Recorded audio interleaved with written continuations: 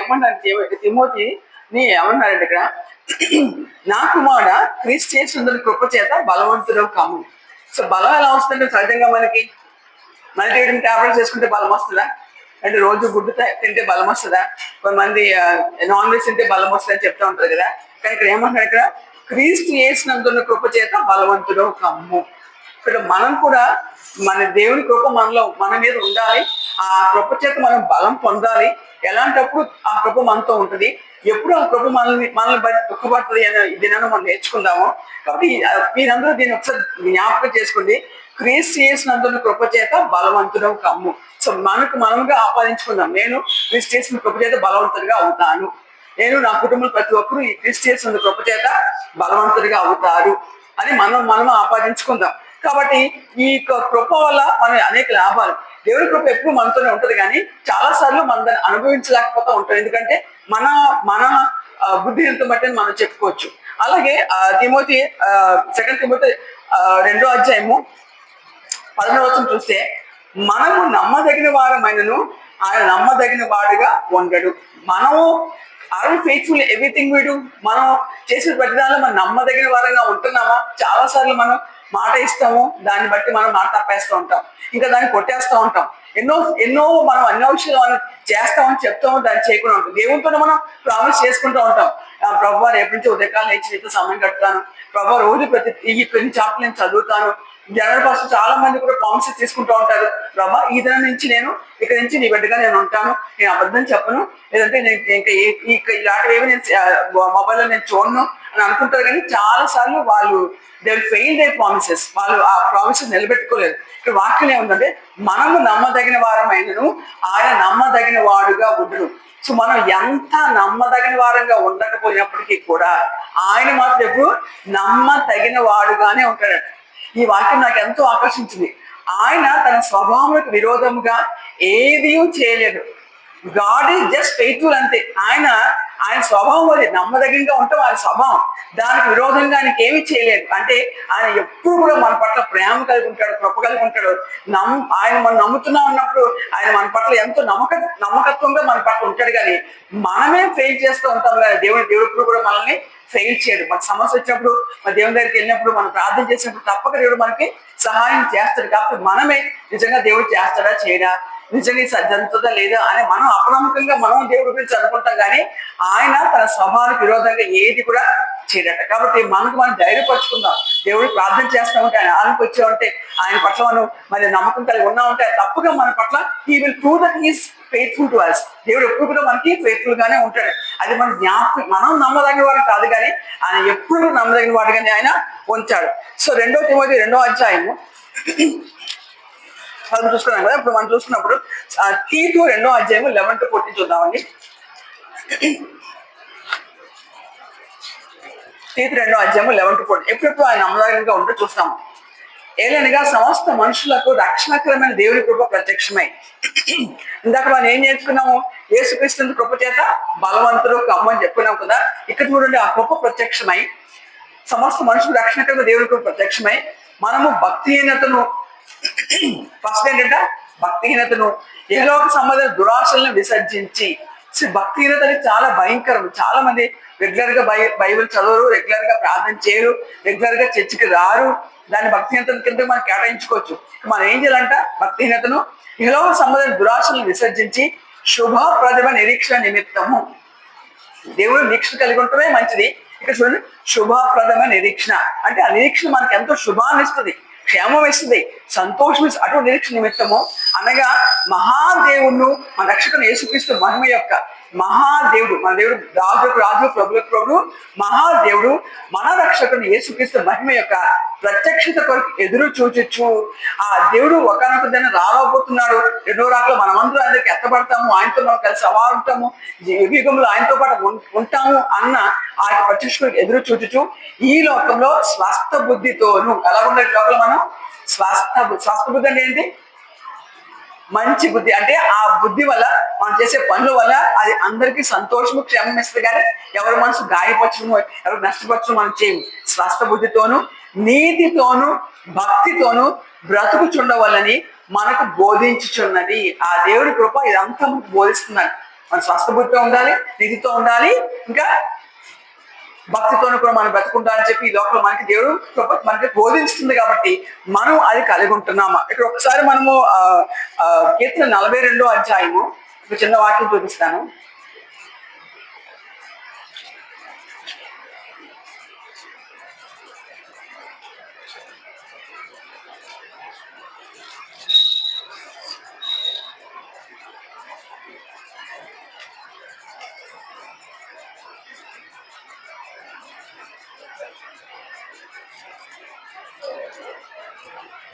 ఎంతో వచ్చినామండి, ఎంతో వచ్చినమో ఆయన బయట ఆయనను పగటి వేళ యెహోవా తన కృప కలగని ఆజ్ఞాపించును. నేను చెప్పాను పగటి వేళ ఆయన కృప కలిగించాలని గాడ్ ఆయన కమాండ్ చేస్తాడంట, ఆయన కృప కలగాలని ఆజ్ఞాపిస్తాడట. రాత్రి వేళ ఆయన గుర్చిన కీర్తనయు నా జీవదాత దేవుని గుర్చిన ప్రార్థనయు నాకు తోడుగా ఉండదు. దేవుడు రాత్రి సమయంలో మనం ఏం చేయాలట? ఆయన గురించి మనం ప్రార్థన చేయాలి. ఆయన వాక్యం మనం ఈ రెండు కూడా మనకి కాపుగా తోడుగా మనకు ఉంటాయట. ప్రతి దినం దేవుడు ఆయన కృప మన పట్ల ఉండాలి, ఆయన ఆజ్ఞాపిస్తాడు. రాత్రి వేళ ఆయన మనం శృతించాలి, ఆయన మనం ప్రార్థించాలి. ఈ రెండు మనం చేస్తే ఆయన కృప మనకి తోడుగా ఉంటుందట. ఈ రెండు మనం పాటిస్తున్నామా, ఈ రెండు మనం అనుసరిస్తున్నామా కూడా మనం కూడా చూసుకోవాలి. కాబట్టి ఈ యొక్క వాక్య ప్రకారం మనం ఎంతవరకు దేవుల్లో ఉంటున్నామో మనం చేసుకోవాలి. అలాగే భక్తి గురించి ఒక వచనం చూపిస్తాను. ప్రోవర్బ్స్ సామెతలు 33:33లో సామెతలు 3:33లో ఏముందంటే,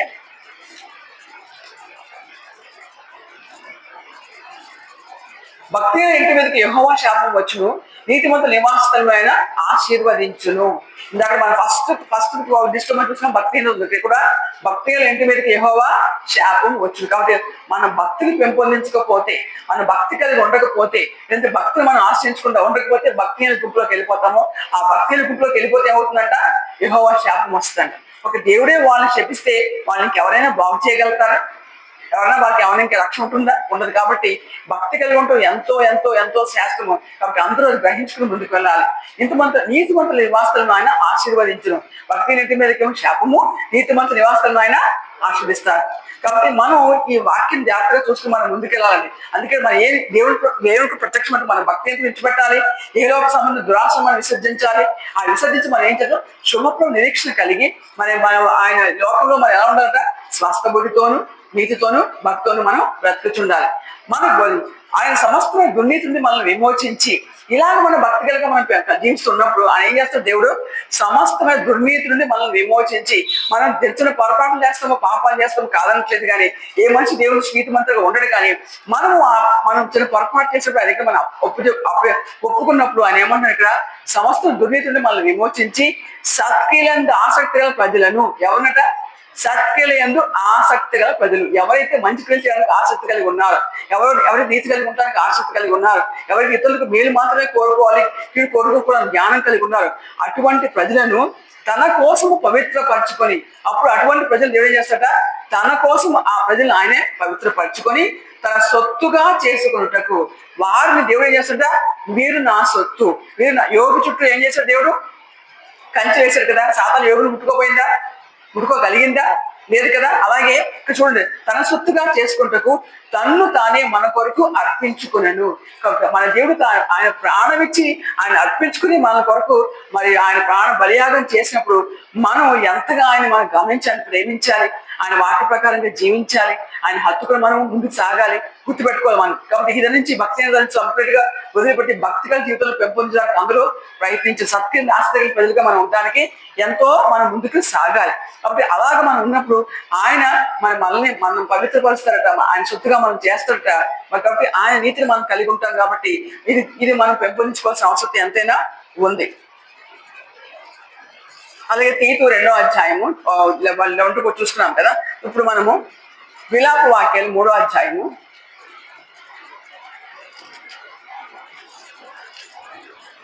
22 నుంచి 25 చూస్తున్నామండి. విలాప వాక్యాలు 3వ అధ్యాయం 22. యెహోవా కృప కలవాడు, ఆయన వాక్యత ఎడతెగ నిల్చుని కనుక మనము నిర్మూలము కాకుండా వారము. దేవుడు ఎలాంటి వాడట? కృప కలిగిన దేవుడు. ఆయన వాక్యత ఎలా ఉందంటే, ఆయన వాక్యత ఎడతెగక నిలుచున్నది. ఎడతెగక అంటే కంటిన్యూస్ గా ఉంటుంది ఆయన వాక్యత.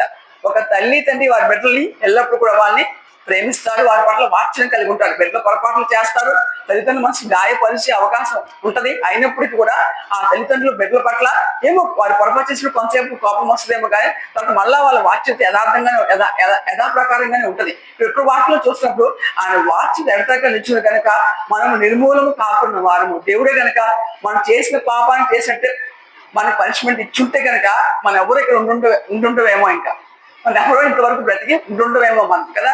ఇక్కడ వాటిలో అదే ఆయన వాచ్ ఎడతగా నిలిచింది కనుక మనము నిర్మూలము కాకుండా వారము. చాలా మంది అనుకుంటారు నా గొప్పతనాన్ని బట్టి ఇలా ఉంటున్నాము, మా యొక్క తెలివితేటలను బట్టి ఇలా ఉంటున్నాము, లేదంటే మాకున్న ఈ టాలెంట్ని బట్టి ఇలా ఉంటున్నాము అనుకుంటారు. కానీ అది కానే కాదు. ఆయన వాచ్యతను బట్టి ఆయన గొప్పను బట్టి మనం ఇలాగా నిర్మూలం కాకుండా ఉన్నామని మనం గ్రహించుకోవాలి. ఇంకా అనుదినము నూతనముగా ఆయనకు వాత్సల్యత పుట్టుచున్నది.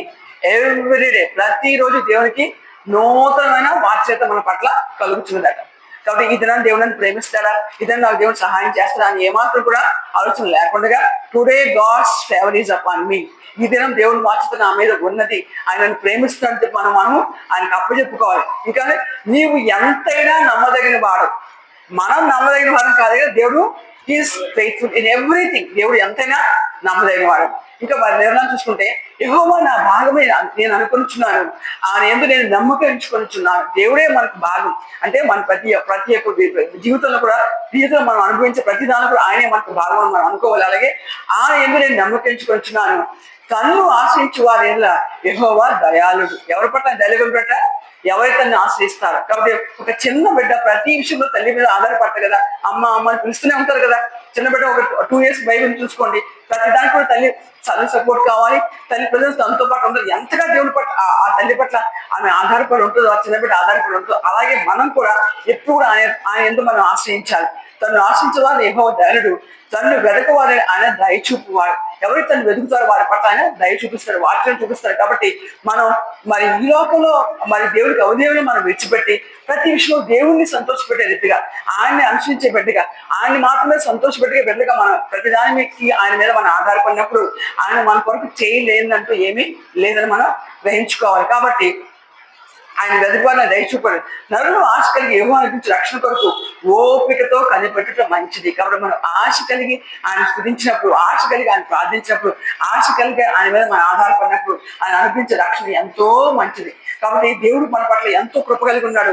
ఆ కృపలో మనం ముందుకెళ్ళాలి. కానీ దేవుడికి మరి ఇబ్బంది అంటే ఆయనకి కోపం తెప్పించేది కానీ, ఆయనకి ఇబ్బంది కలిగించేది కానీ మనం చేయకుండా ఉంటే మనకి ఎంతో మంచిదని మనం గుర్తెరుకోవాలి. అలాగే మనం చూసుకుంటే ఈ సామెతల్లో 86వ అధ్యాయంలో కొన్ని వచనాలు చూసి నేను గమనిస్తాను. మీ వాక్యము నిజంగా మీకు ఎవరికైనా మనసు కాకపోతే ఈ 86వ కీర్తన చదువుకొని మీకు అన్ని రకాలుగా ఎంతో ఆదరణ వస్తుందని అని మీకు అర్థమవుతుంది. ఇక్కడ వాక్యం స్టార్టింగ్ లో చూసుకుంటే యెహోవా నేను దేవుడును దరిద్రును చెవికి నాకు వద్దు. మేబీ ఇస్ సో ఆయన చాలా డిప్రెషన్ లో ఉన్నాడు. ఇక్కడ ఈ దావీదు గారు మరి ఎంతో వేదంతో అని ఉన్నాడు. అందుకే అక్కడ ఏమంటే నేను దేవుడుని ప్రభా దరిద్రుని ప్రభా నాకు సహాయం చేయని ప్రార్థన చేస్తూ ఉన్నాడు. ఇంకా రెండవ చూసుకుంటే నా దేవా నేను నమ్ముకుని సేవకుని రక్షణ, నేను నిన్నే నమ్ముకున్నాను ప్రభా. ఇందాక మనం నేర్చుకున్నా దాన్ని ఆశించే వాళ్ళు ఎంతో దయాలతో చూస్తున్నాను కదా. అలాగే నేను ఆశ్రయించు నేను నమ్ముకునే సేవకుని రక్షించమని చెప్తున్నాను. 3వ వచనంలో ప్రభువా దినమల్లా నీకు మొరపెట్టుచున్నాను అంటే హోల్ డే దేవునికి మొరపెడతాడు. అంటే మరి దావీదు తనకి అనేక పనులు ఉండొచ్చు కానీ మనసులో మాత్రం దేవుడికే మొరపెడుతూ ఉన్నాడు. కానీ మనకు సమస్య వచ్చినప్పుడు ఎన్నిసార్లు మనం దేవుడికి మొరపెట్టుకుంటున్నాము. చాలా మంది 1 సంవత్సరం 2 సంవత్సరం ఒక విషయం గురించి ప్రార్థన చేసి ఇంకా తర్వాత ఏంటి ఇంకా ఇంత ప్రార్థన చేసి దేవుడు నా ప్రార్థన వినట్లేదు, ఇంత నేను దేవుడికి మొరపెట్టిన ఆయన నాకు సహాయం చేయడం లేదు అనుకో దాన్ని ఆపేస్తారు. కానీ no till you get the response అంటే చివరికి మీరు ఆ యొక్క విషయంలో మీకు సహాయం దేవుడికి వచ్చేంత వరకు మీరు మొరపెడుతూనే ఉండండి. అది మాత్రం మీరు ఆపొద్దు. ఎందుకంటే మీరు మొరపెట్టినప్పుడే ఆ కార్యం దేవుడు స్టార్ట్ చేయడం ప్రారంభించాడు. దాన్ని ఎప్పుడు ముగిస్తుందో అది ఆయన ఇష్టం. కాబట్టి యూ షుడ్ వెయిట్. నిరీక్ష మనం కలిగి ఉండాలి. వాక్యాన్ని చదువుకున్నాం కదా.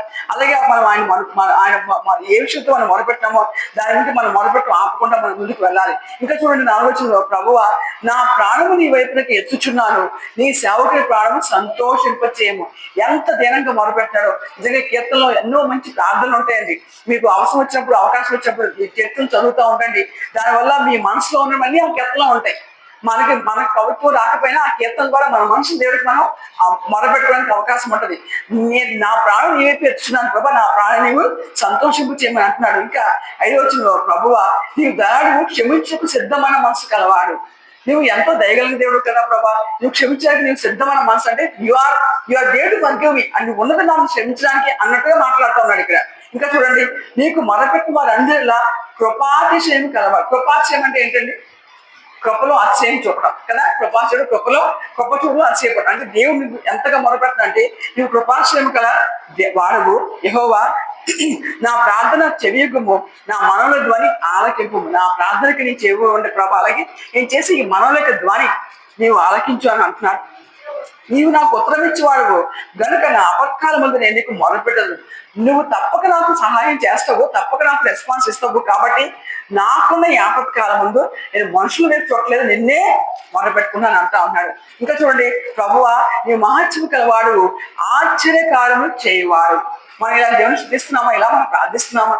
ప్రభా నేను నీ సమస్యతో బాధపడుతున్నాను, సహాయం చేయండి, నీవు మాత్రమే ఆశ్చర్యకారం జరిగించే దేవుడు కదా అని మనం ఆయన త్వరపడుతున్నాము. మనం కూడా ఇలా మొర పెట్టాలి. నీవే ఆశ్చర్యకారం జరిగించే దేవుడు కదా అన్నాడు. నీవే అద్వితీయ దేవుడు. అద్వితీయ దేవుడు అంటే ఇలాంటి దేవుడు మరి ఇంకెవ్వరూ లేరు. Nobody can be compared with God. అద్వితీయ అంటే ఆయన ద మోస్ట్ హై గాడ్ అని మనం చెప్పుకోవచ్చు. నీవే అద్వితీయ దేవుడు చెప్పి ఆయన దేవుని చూపిస్తూ ఉన్నారు. ప్రభువా దేవతలో నీ వంటి వాడు లేడు, నీ కార్యంలో సాటి అయిన కార్యం లేవు. అవును ప్రభు, నువ్వు చేసే కార్యాలు దాంతో సాటి అంటే ఈ దేవుడు ఎంత గొప్ప కార్యం చేయగలడు, ఇలా కార్యం చేసే వాళ్ళు ఇంకెవ్వరూ లేరు అని దేవుడు శుద్ధిస్తూ ఉన్నాడు. మనం కూడా ప్రభా ఈ సమస్యను బాధపడుతున్నాను, ఈ సమస్యకు నాకు సహాయం చేయడానికి నువ్వు మాత్రమే దేవుడు, నీవు తప్ప ఈ కార్యం సభలేదు, నాకు ఇంకెవ్వరూ లేరు అని మన దేవునికి మొర పెట్టాలి. నీవు సూచించిన అన్యులంతా వచ్చి నీ సన్నిధిని నమస్కారం చేదురు, నీ నామమును ఘనపరచుదు.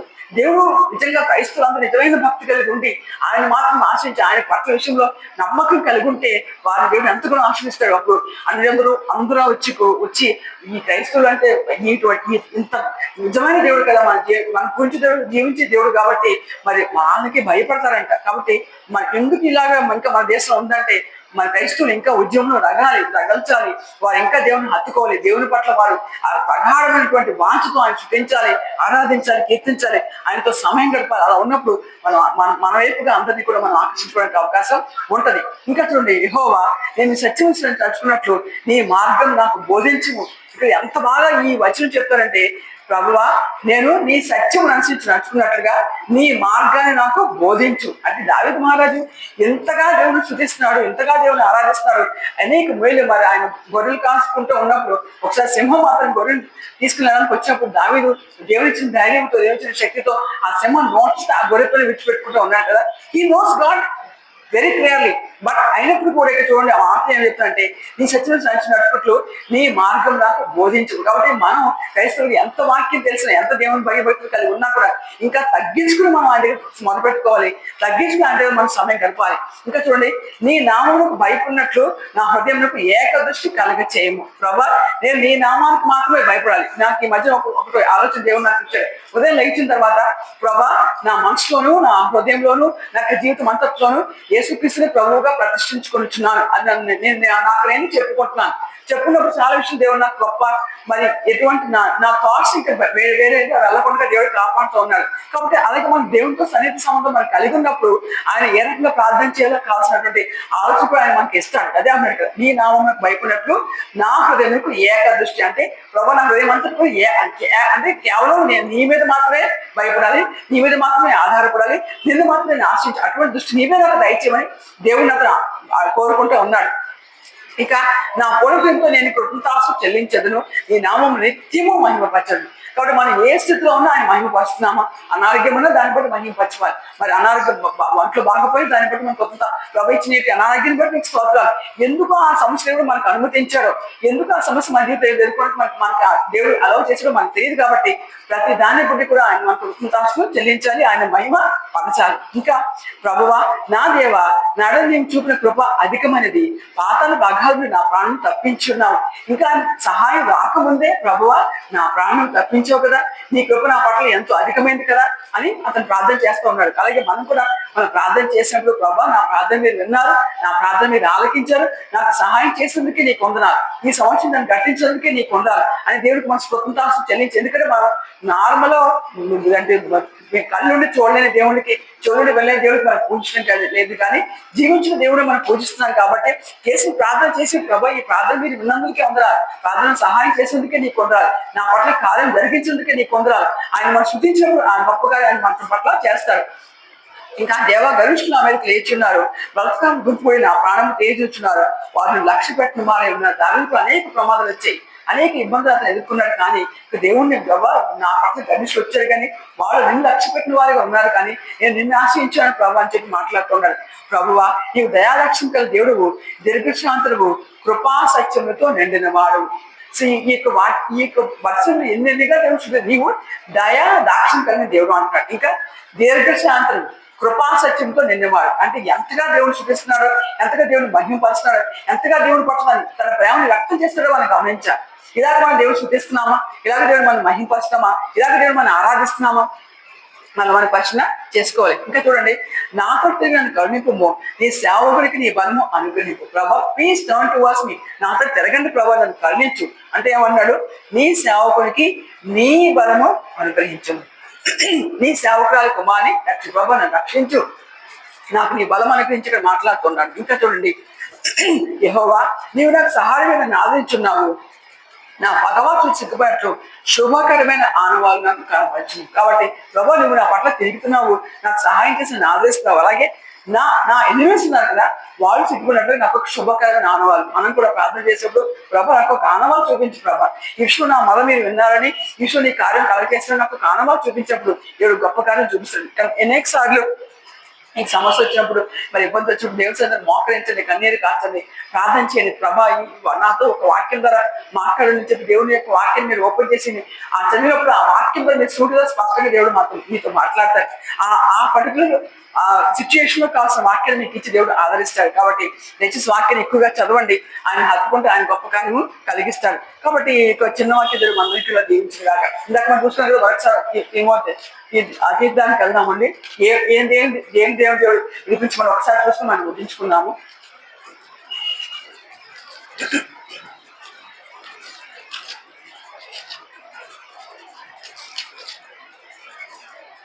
మన దేవుని విడిచిపడదా భక్తిహీనతను ఏలోక సముద్రం దురాశను విసర్జించి శుభప్రదమైన నిరీక్షణ నిమిత్తం రావుడు ఏమవుతున్నాడు, శుభకరమైన ఆనవాళ్ళకు కనిపించి మనం కూడా ఏం చేయాలి, శుభకరమైన నిరీక్షణ నిమిత్తము అనగా మహాదేవుడు రక్షకుని యేసుక్రీస్తు మహిమ యొక్క ప్రత్యక్ష కొరకు ఎదురు చూసి నిజంగా మనం ఆయన కొరకు ఎదురు చూస్తున్నామా, ఈ క్షణం దేవుడిస్తే మనం అందరికి వెళ్తామా, ఈ క్షణం దేవుడిస్తే ఆయన దగ్గర మనం ఏ మాత్రం ఇబ్బంది లేకుండా వెళ్ళిపోతామా, అటువంటి రెడీనెస్ మనకుందా, అటువంటి రెడీనెస్ మనకుందా మనం ఆలోచించుకోవాలి. చాలా మంది పోయినసారి మనం నేర్చుకున్నాం కదా, మరి రాజుగారు విందు చేసినప్పుడు ఎందుకు రమ్మంటే చాలా మంది రీజన్స్ ఏం చెప్పారు, నాకు ఇప్పుడే పెళ్ళైంది, నేను పశువులు కొనుక్కున్నాను, నేను ఒక స్థలం కొనుక్కున్నాను చూడడానికి, అలా చాలా మంది రీజన్ చెప్పి ఎవరు కూడా ఆ యొక్క విందుకు రావడానికి ఇష్టపడలేదు. కానీ మనం అలా కాదు, ఎప్పుడు దేవుడు మనల్ని దేవుడు ఈ లోకానికి వచ్చి రమ్మని చెప్పినా మనం వెళ్ళడానికి సిద్ధంగా ఉండాలి. కాబట్టి ఏ సిచ్యువేషన్ ఉన్నా కూడా మన దేవుని వైపుగానే మన ఫోకస్ అంతా ఉండాలి. అందుకే దాన్ని శుభకృష్ణ నిరీక్షణ అంటారు. అలా ఉండాలి మనం, అంటే అలా ఉండటమే కాకుండా ఆయన యొక్క మహిమ ప్రత్యేక చూచు ఈ లోకంలో స్వాస్థ్య బుద్ధితోనూ నీతితోనూ భక్తితోనూ బ్రతుకుతుండాలి. కాబట్టి స్వాస్థ్య బుద్ధితోనూ నీతితోనూ భక్తితోనూ ఈ మూడు గుర్తుపెట్టుకోండి. ఈ రకంగా మనం బ్రతుకుతున్నామా లేదా, ఇలా మనం జీవించినప్పుడు ఏం చేస్తాడు, సమస్తమైన దుర్నీతిని మనం విడిపిస్తాడు, మరి మనకు సమస్య విడిపిస్తాడు. ఇంకా ఆయన మన కోసం మరి తన సొత్తుగా మన కోసం ఆయన అర్పించుకున్నాడు, మనం జ్ఞాపకం చేసుకుని మరి దావి ఏ రకంగా 86 కీర్తనలు చేసుకున్నాడు ప్రార్థన, ఆ రకంగా దయచేసి ఆ కీర్తన మరొకసారి కనీసం ఒక 10 times చదవండి. ఆ 86 కీర్తన చదివినప్పుడు మీకు అనేక రీతిలో దేవుడు బలమాలు బయలుపరుస్తాడు, దాన్ని మీ సొంత జీవితంలో ఆపాదించుకోండి. ఆ తర్వాత దేవుడు మిమ్మల్ని నడిపిస్తాడు. నేను చిన్న వాక్య దేవుడు మన మధ్య జీవిస్తున్నాడు.